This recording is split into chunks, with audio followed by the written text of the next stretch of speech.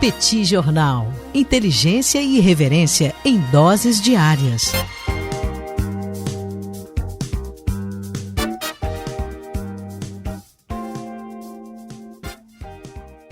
Olá, gente. Bem-vindos, bem-vindas ao Petit Jornal. Esse é o Petit Invest número 115. Estamos aqui com a dupla de costume. Tanguy, o Bagdadi, animado, contente, preparado, revigorado, resiliente, retumbante, descansado, tarifado, ressarcido, preocupado com a dinâmica internacional de muita imprevisibilidade, esse ambiente pantanoso que estamos inseridos internacionalmente. E temos também Daniel Souza, que é esse que vos fala. Ao longo dos próximos minutos, vamos repercutir os principais acontecimentos no ambiente de negócios, na dinâmica de investimentos internacional. Esse é o Petit Invest, espaço de toda sexta-feira aqui no Petit Jornal. Como vai, professor Bagdadi? Tudo bem? Vamos a isso! Tudo bem, Daniel Souza, com S. Vamos lá para esse Petit Invest 115, encerrando a semana, né, Daniel? O último episódio da semana, nosso tradicionalíssimo Petit Invest, agora no episódio 115. Prazer estar aqui mais uma vez com os nossos ouvintes, mais uma vez com você, Daniel Souza. Uma honra dividir essa bancada virtual com a sua pessoa. E, Daniel, a gente vai falar hoje sobre um tema que pode, né, que tem um potencial para mexer bastante com empresas brasileiras, com a economia brasileira, sabe-se lá o que pode acontecer. E eu queria lembrar aos nossos ouvintes que planejamento é a melhor forma de você lidar com qualquer tipo de incerteza. Pô, não sei o que vai acontecer. Ao longo do episódio de hoje, a gente vai falar hoje várias vezes. Pô, a gente não sabe o que pode acontecer. De fato, a gente não sabe. A melhor forma de você lidar com isso é se planejando e tendo do seu lado alguém que saiba fazer esse planejamento junto com você. É por isso que a nossa recomendação é a Rio Claro Investimentos, uma gestora completa para tudo que você precisa, pensando lá na frente, pensando no seu futuro, numa boa aposentadoria, pensando num planejamento de vida com toda a assistência que você precisa para fazer uma boa carteira e para fazer boas escolhas financeiras. O link para você entrar em contato com a Rio Claro está na descrição desse episódio. Você vai ver que é um link personalizado para o Petit Jornal. Então, só de você entrar ali, eles já sabem que você veio pelo Petit Jornal. O atendimento deles é o melhor possível. Fica a nossa recomendação. Daniel Souza, a gente teve no dia de ontem o anúncio de que o governo dos Estados Unidos bateu o martelo e, de fato, passará a reconhecer o primeiro Comando da Capital, PCC, e o Comando Vermelho como grupos terroristas globais especialmente designados e organizações terroristas estrangeiras. Isso traz uma série de consequências, Daniel. Vou falar algumas delas aqui, eu queria te ouvir depois, mas a gente passa a ter a previsão de que daqui para frente todos os bens de indivíduos ou entidades que estejam ligados a essas entidades, né, a esses grupos, ou que entrem nos Estados Unidos ou que estejam em posse ou sob controle de pessoas nos Estados Unidos passam a estar bloqueados. E você passa a ter uma série de restrições para transações, negociações, fornecimento de produtos para esses grupos ou pessoas ou entidades que eventualmente possam estar ligadas a esses grupos.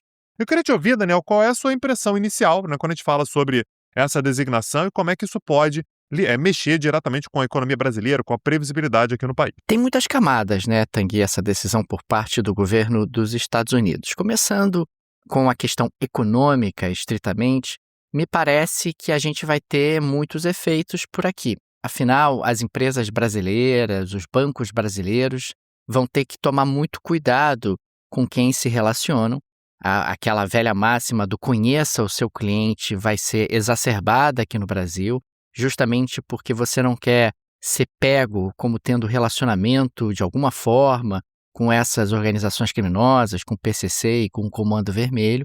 Afinal, isso abriria espaço para que você pudesse ser sancionado nos Estados Unidos, para que você tivesse algum tipo de punição por parte das autoridades americanas, e isso traria consequências muito graves para o seu negócio. A gente sabe que essas organizações criminosas, elas penetraram, inclusive, no mercado formal, digamos assim, brasileiro, que é, aliás, uma tradição das máfias. As máfias, elas começam com atividades criminosas e, gradualmente, elas também vão adentrando atividades no mercado formal. Isso aconteceu em outras partes do mundo. O Brasil não é um caso único nesse sentido. E outro aspecto que me parece ser interessante observar é que nós passamos a ter um componente a mais de risco na economia brasileira. Afinal, empresas brasileiras agora são suscetíveis a esse tipo de sanção.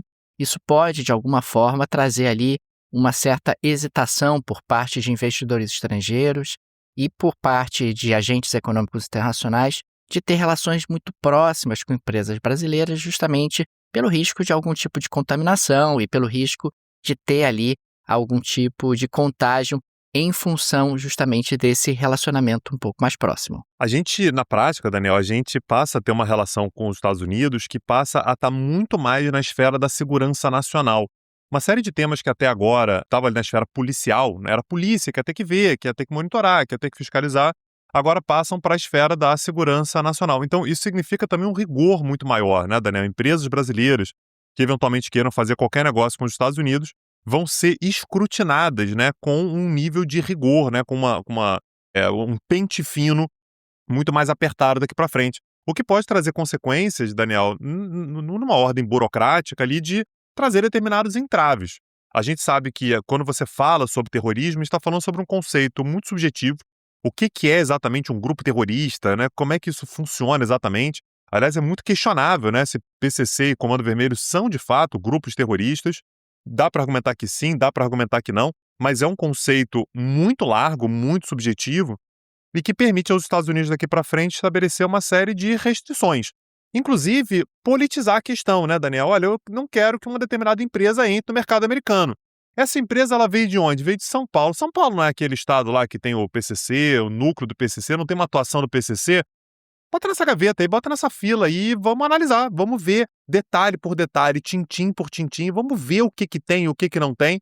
Isso pode impactar até mesmo, né? Aqui, tudo que a gente está falando aqui é uma extrapolação, tá? A gente não sabe exatamente como é que isso vai ser utilizado, mas isso pode ser utilizado, inclusive, para restringir visto. O professor Daniel Souza quer tirar o visto dele para ir para os Estados Unidos, mas o professor Daniel Souza, ele mora no Rio de Janeiro. O Rio de Janeiro é exatamente o berço do Comando Vermelho. Será que eu vou dar esse visto? Será que ele não pode estar ligado ao Comando Vermelho? Será que ele não pode estar ligado a alguma atividade que eventualmente está ligado a alguém que possa estar ligado com o Comando Vermelho? A gente passa a ter uma gama muito grande de possibilidades que se abre para implementar determinadas restrições. O ponto, Daniel, é que você abre muita incerteza daqui para frente, né? E um outro aspecto que me parece muito importante é que aumenta muito a capacidade do governo dos Estados Unidos de pressionar o Brasil em questões que são estratégicas para o governo americano. Nós temos, por exemplo, a questão das terras raras, dos minerais críticos. A gente tem também no Brasil a questão do Pix, que tem diminuído o espaço para operadoras de cartão de crédito dos Estados Unidos. Você tem ali o Brasil com um relacionamento forte com parceiros comerciais ao redor do mundo e tentando adotar uma política externa relativamente autônoma em relação aos Estados Unidos. E tudo isso acaba sendo algo que incomoda o governo americano. Quer dizer, você passa a ter ali um mecanismo de pressão sobre o governo brasileiro. Olha, Brasil, se você, eventualmente, estiver aí cedendo as suas terras raras, minerais críticos para os meus adversários do ponto de vista internacional, pode ser que eu aperte aqui o torniquete e, consequentemente, pressione você por uma outra área, que é algo que vai trazer consequências para a sua economia. O governo Trump não esconde de ninguém que ele tem esse projeto do hemisfério ocidental, isso está inclusive documentado, onde você espera ter uma aliança e um alinhamento por parte dos países do continente americano à política externa dos Estados Unidos. É um pouco aquela lógica que eu não posso projetar poder internacionalmente se eu estou sendo derrotado dentro de casa. Eu preciso ter aqui a minha zona de influência absolutamente pacificada e blindada de interesses de adversários e inimigos dos Estados Unidos, para que aí sim eu possa projetar o meu poder internacionalmente. E, num certo sentido, o Brasil tem sido uma pedra no sapato dessa estratégia americana, porque tem tentado construir ali uma política um pouco mais autônoma e não tão alinhada aos Estados Unidos como tem acontecido em outros países, que têm se alinhado muito aos Estados Unidos, é o caso do Paraguai, é o caso da Argentina, por exemplo, que tem tido ali uma política muito mais próxima aos americanos nesse sentido. Também existe um componente eleitoral, claro, a gente está falando de uma sinalização que ajuda bastante o candidato da oposição no Brasil dentro de uma corrida eleitoral, emparelha o governo brasileiro, porque essa ação, e eu acho que a gente não pode perder isso de vista, ela é muito popular no Brasil. Quer dizer, as pessoas no Brasil estão absolutamente cansadas das organizações criminosas. As pessoas realmente consideram o enfrentamento ao crime organizado uma prioridade, algo que aflige a sua vida, é algo que impacta o dia a dia de cada um de nós.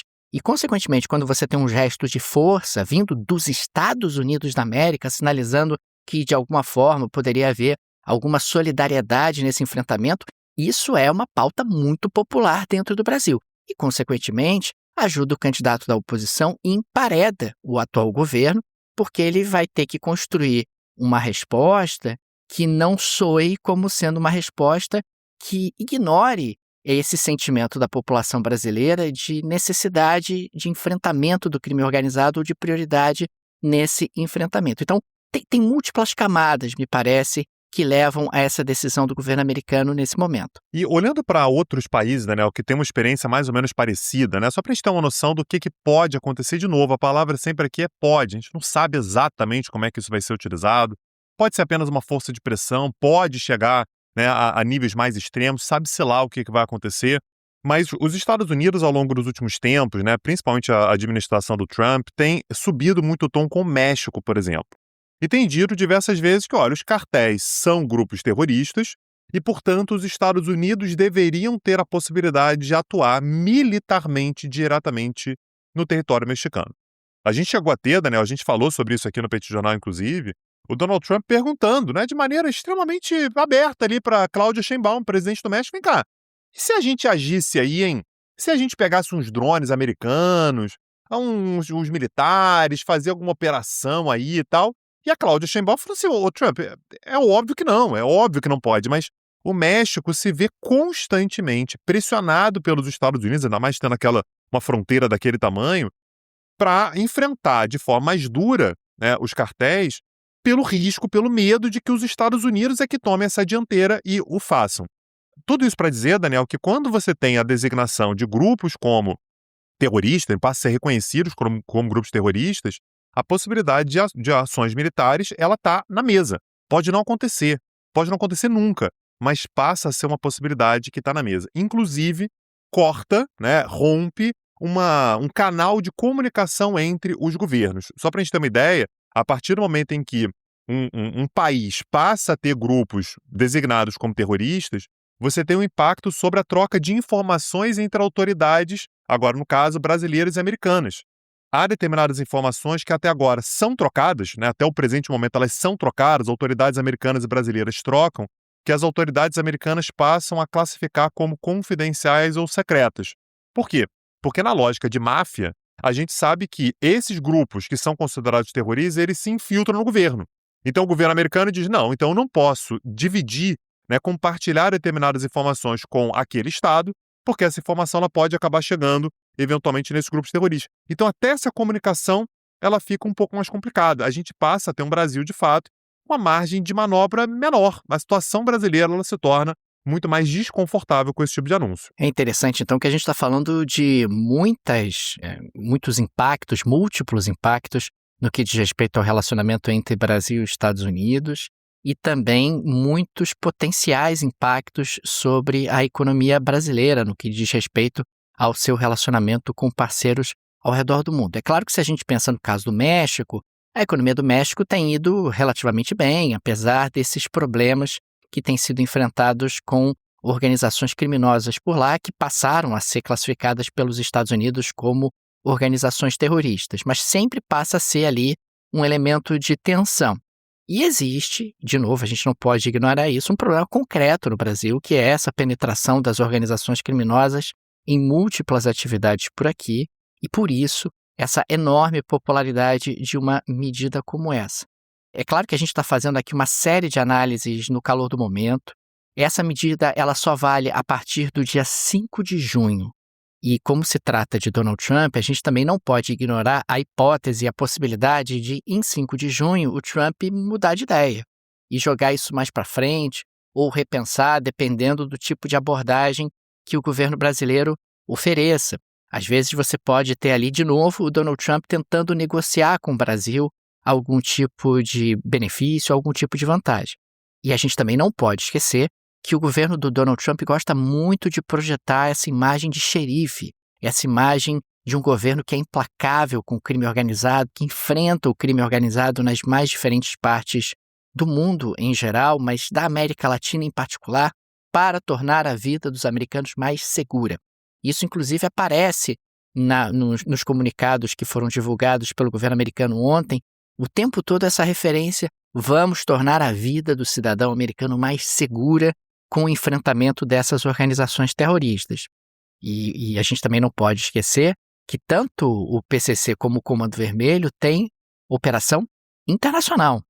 Quer dizer, a gente está falando de ramificações, inclusive nos Estados Unidos, entre muitos países que essas organizações criminosas têm atuado ao longo dos últimos anos.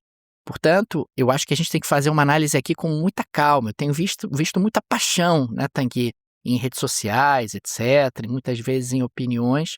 A gente tem que olhar, de um lado, há um problema concreto, um problema que precisa ser enfrentado, há realmente uma demanda popular no Brasil por um enfrentamento do crime organizado, e, por outro lado, há riscos realmente à soberania, às empresas brasileiras no que diz respeito à sua capacidade de atrair recursos, há riscos ali no que diz respeito ao relacionamento do próprio Brasil com os Estados Unidos e até, no limite, a possibilidade de algum tipo de intervenção, como volta e meia os americanos namoram no caso do México, e isso pode se tornar também uma possibilidade aqui no caso do Brasil. Então, a gente tem que ir com calma nessa questão, mas ela é relevante do ponto de vista eleitoral, ela é relevante do ponto de vista econômico e ela é relevante do ponto de vista da política externa brasileira. Daniel Souza, dessa maneira a gente chega ao fim do nosso episódio. Queria deixar aqui um super agradecimento aos nossos ouvintes e aos nossos apoiadores, né? Vocês são fundamentais pra gente, né? Sem vocês a gente não conseguiria